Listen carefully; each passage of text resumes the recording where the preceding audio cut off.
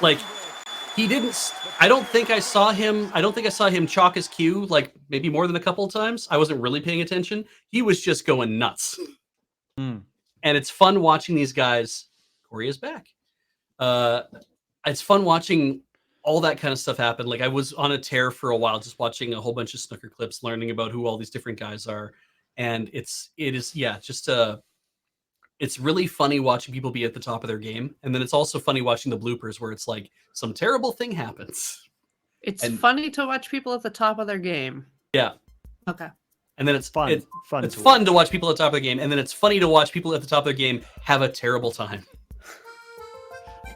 I'm just imagining bloopers of like, he goes in to do it, and then he goes like whoop, and the cue just goes like flying into the air. Yeah.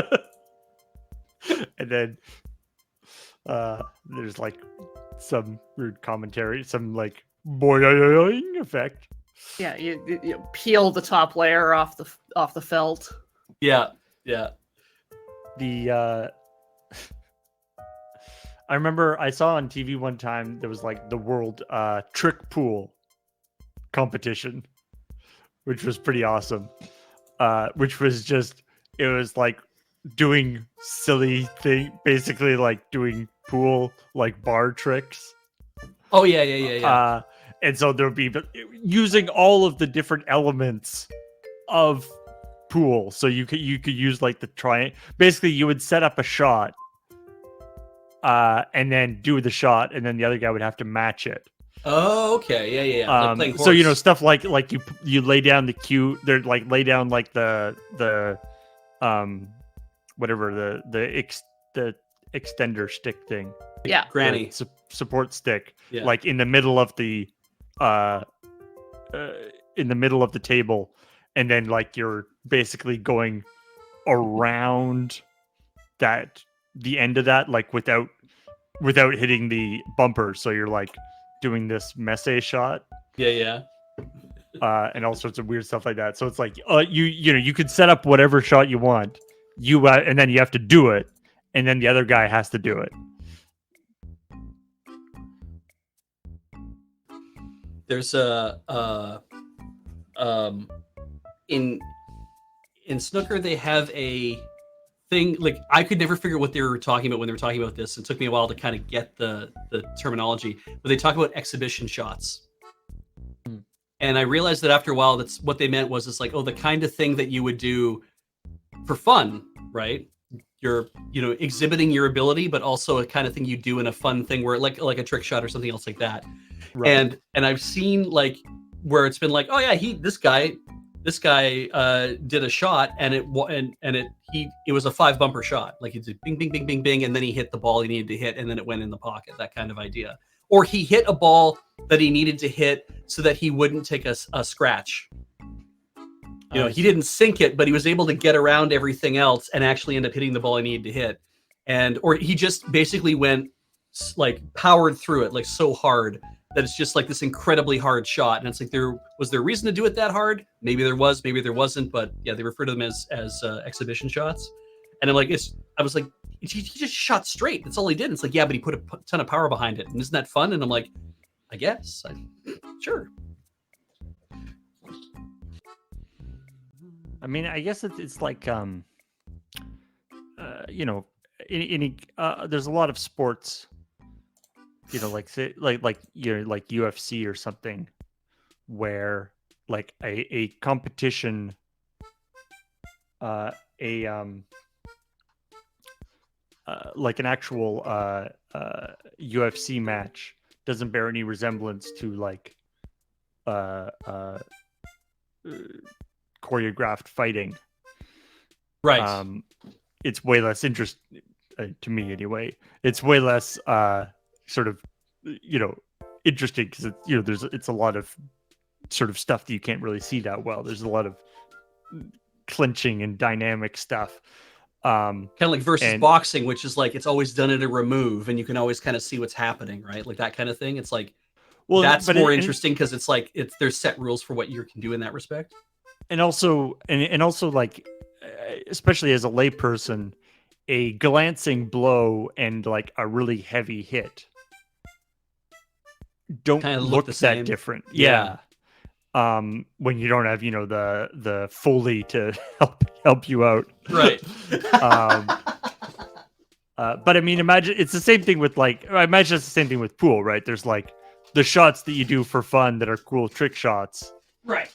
are one thing, but when it's actually serious, you just want to like boom, boom, boom, boom.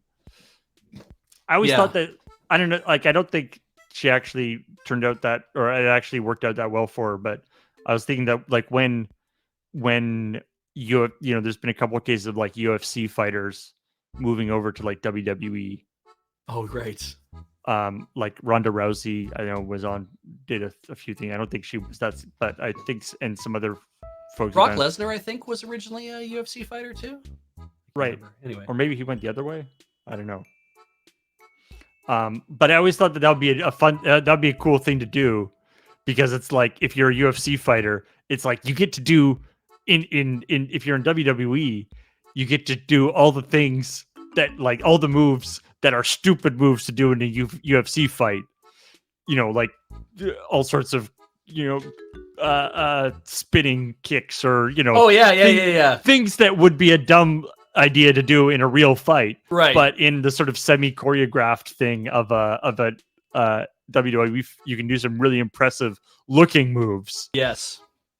Knowing that you're going to be able to do it. Yeah.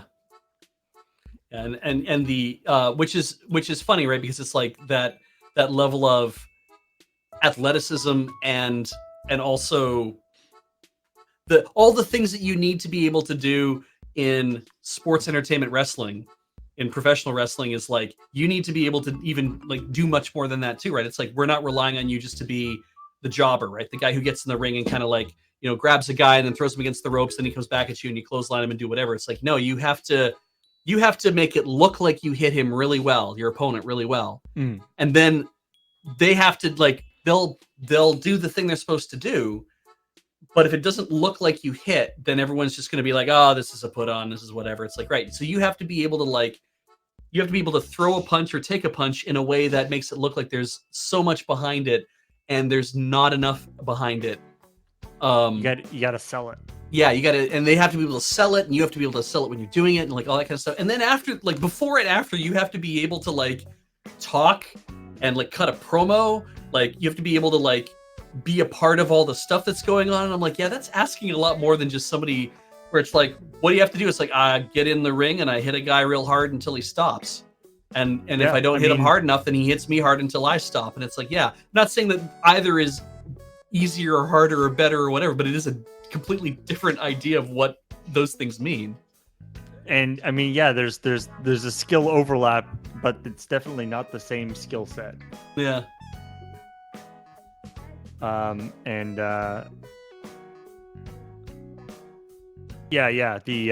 a lot of, I mean, there's a lot of wrestlers that might not be the best actually at wrestling, but because they are able to like cut a promo really well on the mic or whatever, yeah, they get a lot of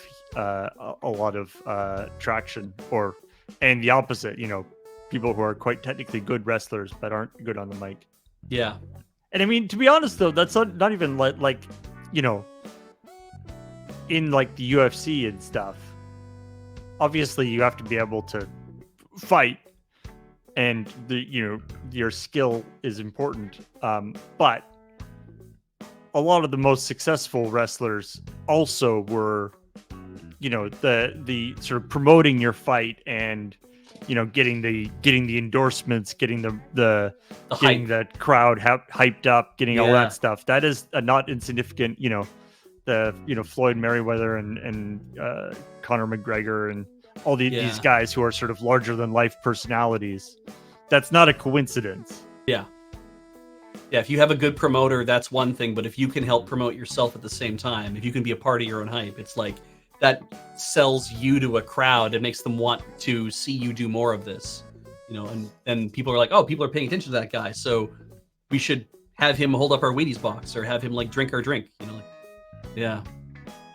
That is funny that there aren't a lot of, I don't think I haven't seen professional wrestlers these days in advertisements for stuff. I wonder if that's maybe just because of the contracts they're under and things. It's like you don't get to sponsor, you don't get to be in a Sprite commercial. Yeah, I mean they show up every once in a while, but Yeah. I'm sure it's all sort of meant. There's been quite a few like movies and stuff, right? And of course, yeah, There's that too. Yeah. You know, there's been quite a staple of like using wrestling stars as sort of generic beefy action heroes for whatever franchise they want to do.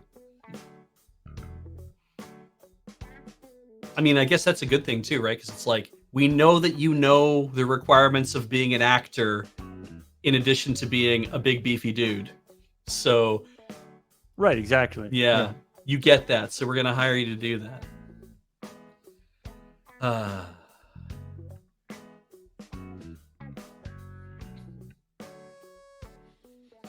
I don't think obviously John Cena's been in stuff. I don't think he wrestles anymore, though, does he? He's sort of like The Rock in that he sort of moved on from wrestling. Yeah, I don't know. I haven't paid a lot of attention. He's part-time. Yeah. I haven't paid a ton of attention to like people who, I mean, other than Dwayne Johnson being in like everything and wearing the same shirt every time, it's like that's about the only thing that I really notice.